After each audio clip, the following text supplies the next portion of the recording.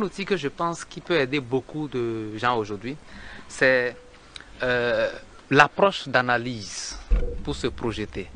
Déjà, on l'a dit assez, ma co-invitée et moi, il faut pouvoir faire un diagnostic en regardant sur le rétroviseur et organiser votre expérience pour la traiter. Parce que par ailleurs, souvent quand on dit j'ai 20 ans d'expérience, ce n'est pas le nombre d'années qui fait l'expérience. C'est le traitement qu'on fait des 20 ans d'activité. C'est ce qui intéresse souvent les chefs d'entreprise. Non, ce n'est pas la quantité de l'année. C'est ce que tu as pu intégrer, que tu as pu capaciter au fond de toi en passant 20 ans d'activité. C'est ça qui est l'expérience.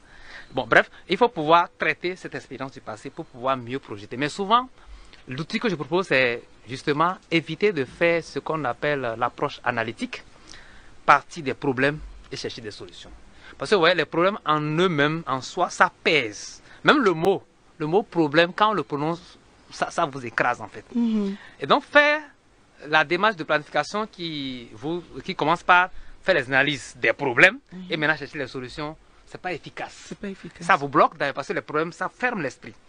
Par contre, ce qu'on appelle l'approche stratégique, c'est que il faut commencer avec la fin à l'esprit. C'est-à-dire que vous vous projetez déjà à la destination, à la solution souhaitée. Vous parlez de la visualisation. Justement, c'est là le fondement du visionnage. Pas la visualisation. La visualisation, c'est juste regarder en image quelque chose. Mais le visionnage, c'est créer, construire une vision, en fait. Et ça suppose qu'on convoque le futur.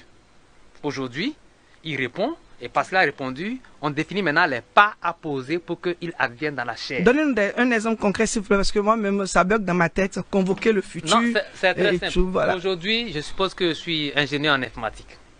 D'accord? Et mon souci, c'est que je n'arrive pas à trouver qui va m'employer. Je n'arrive pas à trouver du boulot. Si je vais faire mon analyse et ma projection en partant du problème de sans emploi, je vais passer des nuits blanches à réfléchir sur où est-ce qu'il faut déposer mon CV, qu'est-ce qu'il faut faire pour que quelqu'un m'engage quelque part, parce que c'est le problème qui est au centre de ma réflexion. Par contre, si je prends du recul, écoute, je suis ingénieur informatique, qu'est-ce qu'un ingénieur informatique peut se permettre de rêver d'ici 10 ans comme qualité de vie grâce à ses compétences? Je me crée cette image, et c'est ça la vision, je me la crée et je me mets dans une disposition de l'avoir reçu aujourd'hui. Pour ceux qui sont chrétiens, c'est simplement la définition de la foi. Ok. Vous voyez, vous convoquez, vous faites comme si vous avez déjà reçu. Et c'est de là, parce que vous avez le conditionnement spirituel, ou bien dans l'esprit d'avoir reçu, les actions à mener viennent plus aisément à votre esprit et vous pouvez les coucher sur papier. Et c'est là que la planification commence pour que le travail de tous les jours vous amène à votre vision. Donc, un ingénieur informatique peut bien se permettre de rêver que d'ici 10 ans, il a une boîte qui rayonne parce qu'il rend des services de bonne qualité à des gens autour de lui et qui n'a pas besoin d'être l'employé de quelqu'un.